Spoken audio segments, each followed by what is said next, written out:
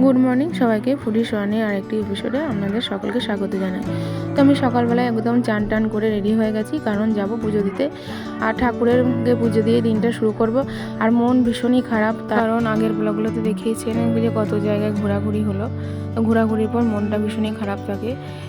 তো তাই আজ আমার মনটাও ভীষণ খারাপ। তো ঠাকুরের পুজো দেওয়া আমার কমপ্লিট হয়ে গেল। তো তারপরে আমি টিফিনটা করে নিলাম। আর টিফিনে বেগনি আর মুড়ি কমপ্লিট করে আমি কিন্তু চলে এসেছি রান্নাঘরে। আর রান্নাঘরে আমি কিন্তু ধোকার জন্য ডালটা আমি ভিজিয়ে নিলাম। তো বাড়িতে ধোকা সবাই খেতে খুব ভালোবাসে, আর আমি ধোকা খাওয়াতেও ভালোবাসি।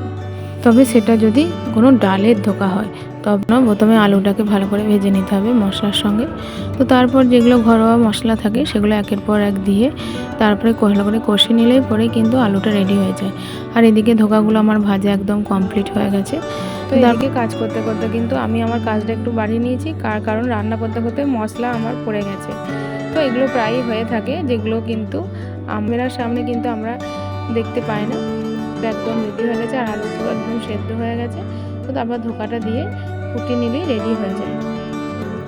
তো তারপরে কাজ কিন্তু আমার সব কমপ্লিট হয়ে গেছে, শুধু আমার বেগনিটা গরম গরম ভাজবো আর ভাত দিয়ে খাবো। আর বেগনি জিনিস কিন্তু ঠান্ডা একদমই ভালো লাগে না। খাওয়ার সময় যখনই আমি করি গরম গরমই ভাজি। তো একটা একটা করে বেগনি ভাজা হয়েও গেল। তো এরপর কিন্তু খাবার আমি সবাইকে দিয়ে দেবো, সবাইকে দিয়ে তারপরে নিজে নিয়ে খেয়ে নেবো।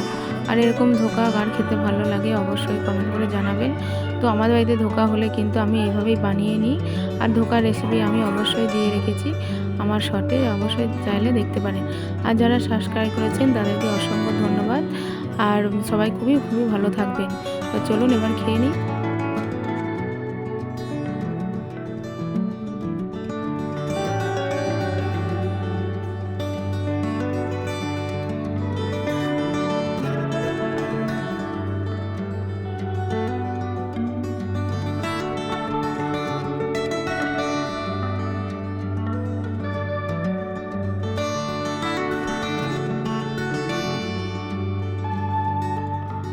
তো বাড়া আমার কমপ্লিট হয়ে গেছে।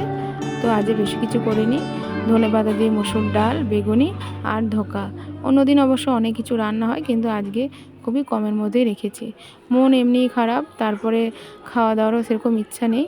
তবে আর একটা স্পেশাল যেটা করেছি সেটা আমার খেতে ভীষণ ভালো লাগে, সেটা হচ্ছে মুসুরির ডাল বাটা আর তার সঙ্গে কাঁচা লঙ্কা। তো এটা খেতে খুবই ভালো লাগছিলো, খেতে গরম ভাতে এরকম করে খেতে ভালোবাসেন। তো আমার তো ভীষণই ভালো লাগে। আর খেতে খেতে আর একটা কথা যেটা হচ্ছে যে মন তো খারাপ আছেই, কিন্তু মন খারাপ থাকলেও মন ভালো করার একটা খবর আমি পেলাম। সেটা হচ্ছে আমাদের বাড়িতে আমার বান্ধবী আসবে। তো বান্ধবী এলে পরে জানেন তো, যতই মন খারাপ থাকুক মন কিন্তু ভালো হয়ে যায়। আর বাপের বাড়ি থেকে ঘুরে আসার পর থেকে মন তো বিষণ্ণ থাকবেই, প্রত্যেকটা মেয়েরই হয়। তো তাই মনকে ভালো রাখার জন্য সকলের জন্য বানিয়ে ফেললাম এই মচমচে ভাজা পিঠে। তো এরকম ভাজা পিঠে চায়ের সঙ্গে খেলে কিন্তু দারুণ লাগে। আর আমরা খেয়েছিলাম ঝাল ঝাল এবং মিষ্টি মিষ্টি, দারুণ লেগেছিল। আর আমার এই চা তো অবশ্যই বুঝতে পারছেন যে যারা বাড়িতে আসার কথা ছিল তারা চলে এসেছে, এবং তাদেরকে তখন হয়তো আমি শ্যুট করতে পারিনি। তো তারপরে চলেছিলাম রাতের খাবার নিয়ে। তো সবাই খুবই লজ্জা পাচ্ছিলো ক্যামেরার সামনে, তো যার জন্য আমি কিন্তু বেশি শ্যুট করিনি। তো তারপর রাতে কিন্তু সেই ধোকা এবং রুটি খেয়ে কিন্তু তাড়াতাড়ি শুয়ে পড়েছিলাম। তো তারপরে পরের দিন সকালে কিন্তু, কারণ ভিডিওটা খুবই ছোট হয়ে যাচ্ছিলো, আর টিফিনে বানিয়েছিলাম চাউমিন। আর এরকম চাউমিন খেতে কিন্তু খুবই ভালো লাগে, আর তার সঙ্গে স্যালাড থাকলে তো আরোই ভালো লাগে। তো আমি তো আমার নিজের খাবারের প্রশংসা করবোই, নিন্দা কেন করব। তো যদি আপনারাও এরকম টেস্টি টেস্টি চাউমিন খেতে চান অবশ্যই বাড়িতে বানিয়ে ফেলুন। আর সকালে কিন্তু আমরা বসে খেয়ে নিয়েছি আর গল্প করতে করতে খাচ্ছিলাম। আর এই দেখুন, এটা হচ্ছে খুদে মাস্টার। আর এই খুদে মাস্টারের সঙ্গে পরিচয় করে রাখি, ইনি হলেন অঙ্কুশ। আর যিনি চাউমিন খেতে খুবই ভালোবাসেন।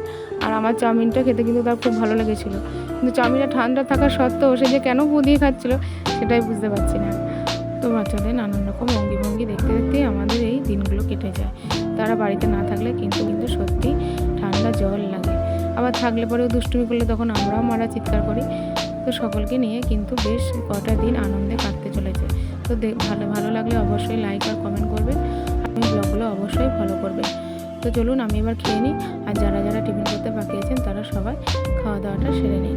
আর সকলকে গুড মর্নিং জানিয়ে কিন্তু আমি ভিডিওটা শুরু করেছিলাম, কিন্তু আবার কিন্তু বলতে হচ্ছে যে গুড মর্নিং, সকলে ভালো থাকবে আর আমরা এই কটা দিন খুব ভালো কাটাবো। টাটা।